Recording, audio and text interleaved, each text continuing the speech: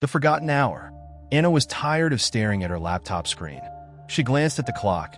2:33 p.m. I need a break, she muttered and grabbed her coat for a quick walk.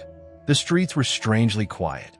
No honking cars, no chatter, just an eerie stillness. As she strolled, she noticed a man in a red hoodie standing by a lamppost. His eyes followed her, sharp and unblinking.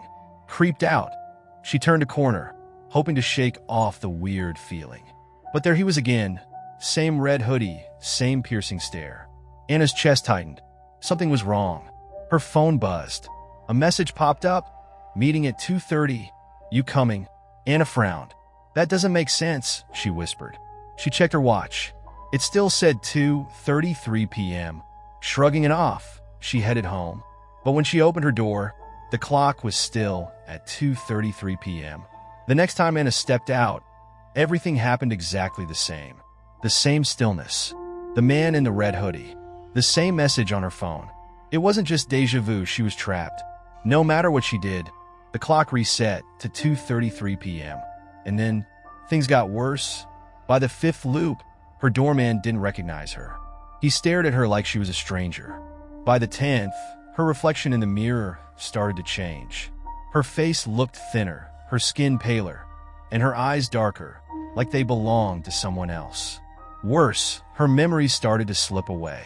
She couldn't remember her mom's voice or her best friend's name. Every loop stole another piece of her. Desperate for answers, Anna confronted the man in the red hoodie. He was the only thing that stayed the same.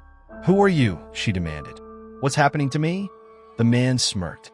You're stuck in the forgotten hour, he said, his voice cold. What's the forgotten hour? Anna asked, panic creeping into her voice. It's time that doesn't belong to you, and now it's trying to take you. Before Anna could ask more, everything blurred, and she was back in her apartment. The clock read 2:33 p.m. On her next loop, Anna noticed them dark, shifting shapes at the edge of her vision. At first, they were just flickers, but with each reset, they became clearer. Humanoid figures with glowing, empty eyes. They're the ones who live in the forgotten hour, the man in the red hoodie explained during another loop. You're trespassing in their world. If you stay too long, they'll take you, and you'll become one of them. How do I stop this? Anna begged. You have to break the loop before they catch you, he said. Anna tried everything. She stayed inside. She smashed her phone. She ran far away.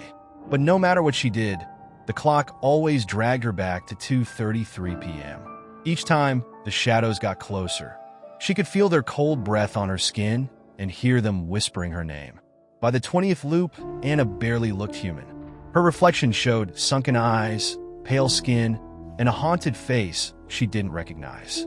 The shadows were everywhere now, waiting to pull her into their world. In a final act of desperation, Anna confronted the man in the red hoodie again.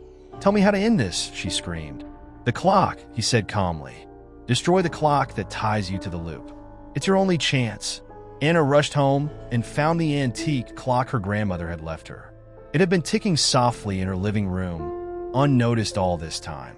At 2:33 p.m., she lifted a hammer and smashed it to pieces. The room shook. The shadows screamed and dissolved into nothing. Everything went silent.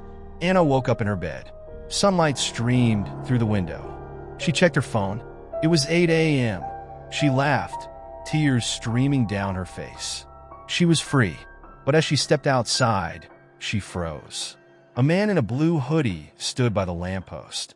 He smiled at her a knowing, chilling smile. The clock in her bag read 2:33 p.m. Anna realized the hour might be gone, but something else had followed her back.